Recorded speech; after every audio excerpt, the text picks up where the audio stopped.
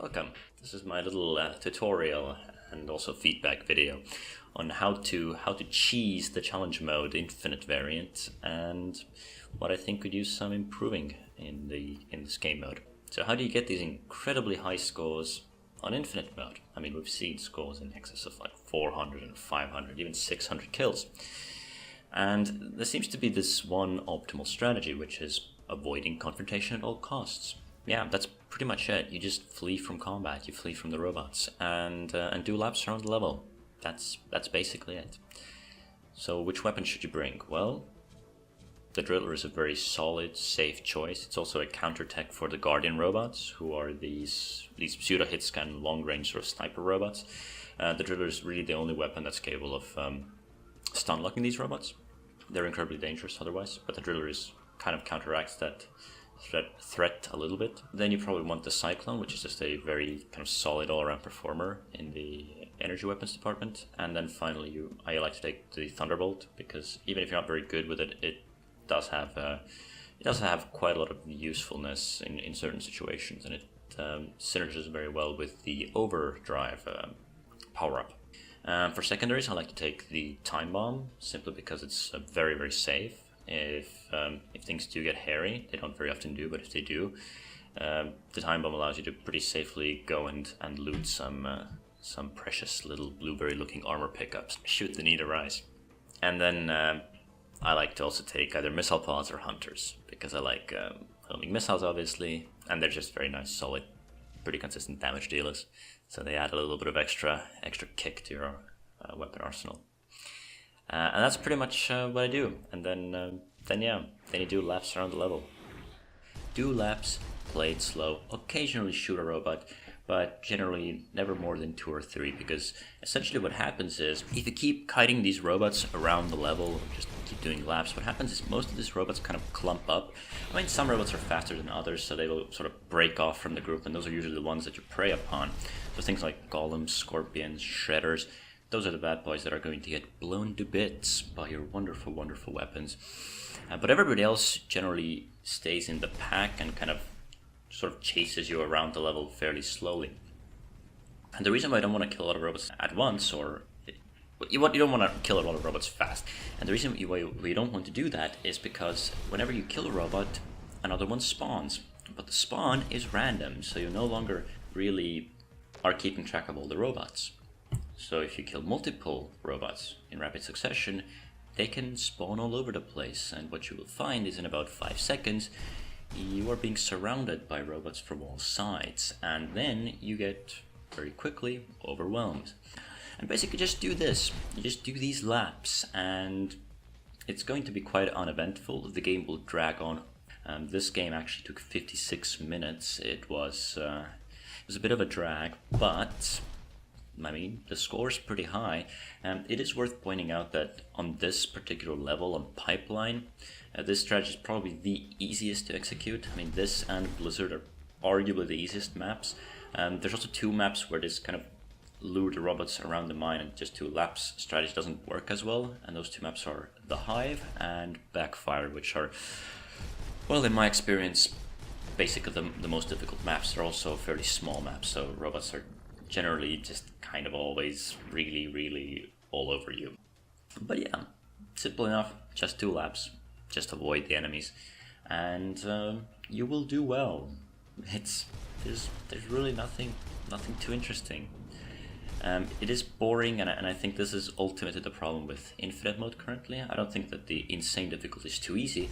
I think there is a problem with the game mode design where the game rewards you for avoiding combat and punishes you when getting into combat. So whenever you get into these crazy fights where you kill a lot of robots very fast, you will get overwhelmed, and then you will end up just taking a lot of damage. That's the punishment.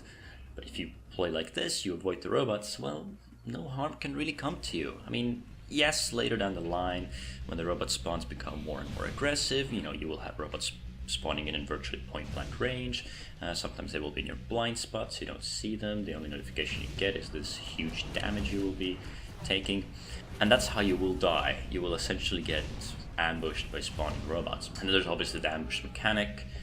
Let's face it, if you get ambushed by multiple Reavers, then you are, I'm going to avoid using any profanity, but you will be in a very unpleasant situation.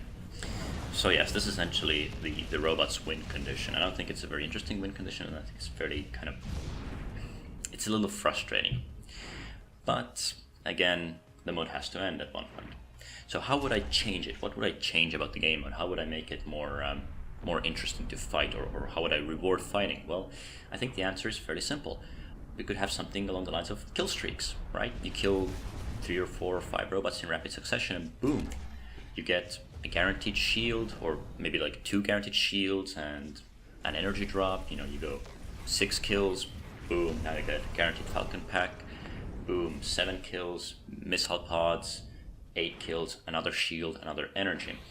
And yeah, it could be, in my mind, it could be fairly simple. You know, whenever you kill a robot, a 3-second timer starts, and if you kill another robot within that 3-second timer, boom, that's when the kill streak occurs. You know, then you go ×2, you kill the third one, ×3, and so on and so forth. Very simple, very intuitive, nothing too complicated about that. What this would do is it would actually promote you to stay in the combat, because you would constantly get shield and energy replenishments, but at the same time, the game mode becomes very challenging because you will be constantly overwhelmed by robots and you will be taking damage at the same time as well. So it is a very risky type of gameplay, but at the same time, there are rewards for it, and a big benefit is that, well, the game mode will simply take less time. You will get to these high scores much faster because you don't have to, spend so much time running away from the robots. And I think this could potentially be very healthy for the game mode and just make it a lot more fun, a lot more interesting. Really focus on the intense 6 DOF action rather than promoting players to just run away, which I think is honestly kind of dull and just not very interesting. The countdown mode I think is fine. It works well in the sense that you have a time limit, right? So you better go and fight as much as possible. I mean, obviously I'm not really happy with the scoring. I personally don't like the kill system so much because there's just too much random and sort of luck involved with that. For example, on Countdown, a good example is just robots that have very high health. Games with Tritons and Krakens are simply going to net you less kills than games with a lot lighter robots like Harpies and Goblins. There's another element to Countdown where depending on what kind of robots you get different drops from the robots. So robots that drop a lot of missile pods and hunters and falcon missiles are really good because they really allow you to do much more damage and just keep firing a lot of missiles in addition to your primary fire. So yeah, I'm all in favor for a score-based system. I think it would be more consistent. It will be a lot more difficult to implement for Countdown because obviously there are things like robot drop tables and the health pools. But for Infinite, I think it would be very, very nice to have a game mode where Guardians and Goblins aren't worth the same amount of points because the robots have vastly different threat levels. So yes, these are my main thoughts. I will talk very briefly about the weapon balance as well. So in the last patch, I basically commented a bit about the weapon power levels on the forums, and the next patch, the weapons that I believed were the weakest actually got buffed very significantly. And I think they got slightly overbuffed in Cyclone's case, and I think in Crusher's case the weapon is more or less fine. So let's talk about the Cyclone first, which I think is the more problematic one. So what happened with the Cyclone cannon was, it was a very inaccurate weapon, so I think the spread tightening was a very good buff. Then it also got buffed in the rate of fire department. I actually like the rate of fire buff. I think it's an interesting mechanic. Fun fact, you can also tap your fire button very quickly and pretty much immediately start firing at the maximum rate of fire, but it's very tiring to do so. Also wears out your buttons. But yeah, the weapon became very potent, especially the F upgrade is where I think things got a little too crazy. So if I could make a change, what I would do is I would reduce the spread tightening for the F upgrade, because right now it gets really tight, so you can pretty much use the Cyclone cannon at any range. It's almost always very consistent, fairly accurate. You can always put a lot of consistent damage down range, and I would say it's a little too versatile in that sense. I would say there's a problem in the game, or has been a problem with two weapons since the start, and it was the Crusher and the Flank Cannon. I would say ultimately the problem is that those two weapons do the same thing. They're their purpose kind of overlaps, right? Both weapons are very good at destroying robots up close, and the Crusher was just too ammo inefficient and just kind of crappy overall, but the flak actually had a place. Although keep in mind that flak was always a very sort of high-risk weapon to use because you had to go very close to the robots.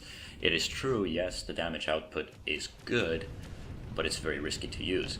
On insane difficulty, there's another problem with the flak cannon, which is that robots can actually run away from you, and they move so quickly that in order to catch them, you need to use the afterburner, but you can't fire when you're afterburning.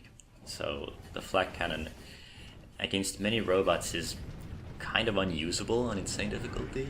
It performs wonderfully against these melee robots, but again, there seems to be no real reason to use it over the Crusher cannon anymore.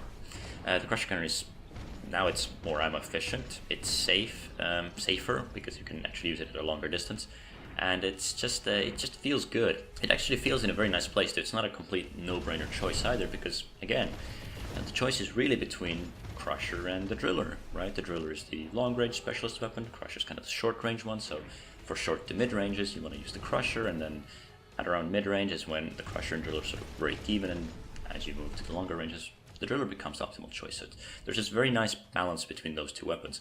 But flak cannon is just this weird kind of weapon that doesn't really seem to have a very good purpose in the game right now. It's just, yeah, it's very high risk, but there's no real high reward for using it.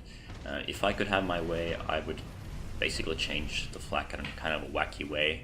So what I would do is I would increase the damage by 25%, I would increase the rate of fire by 25%, and I would make it unlimited range. The downside to this weapon would be that the ammo consumption is quadrupled. So basically, the flak cannon becomes a weapon that is essentially an ammo dump, but the upside is that this weapon is incredibly fast. So you have an ammo efficient short range option, the Crusher cannon, you have an ammo efficient long range option, the Driller, and then you have a really fast weapon, the flak cannon, which just burns through all your ammo but basically devastates the robots. And you could have the DX upgrade still, boost the raw damage output even further, this really crazy, aggressive, powerful upgrade.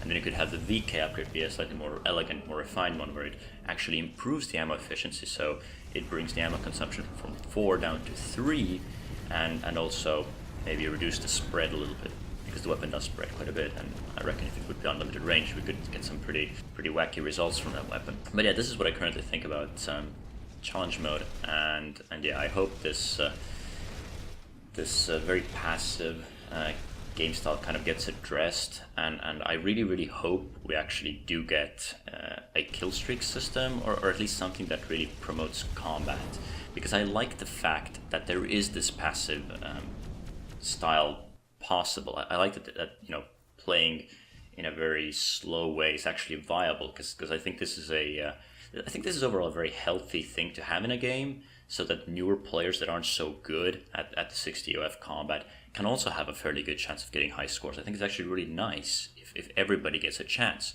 So I don't think we need to have this super elitist mentality that, everything has to be super difficult. No, I would just really like there to be a viable alternative to the current very safe or very passive gameplay. So this is what I think, and I hope we'll get some wonderful changes and improvements. Thank you for listening and watching.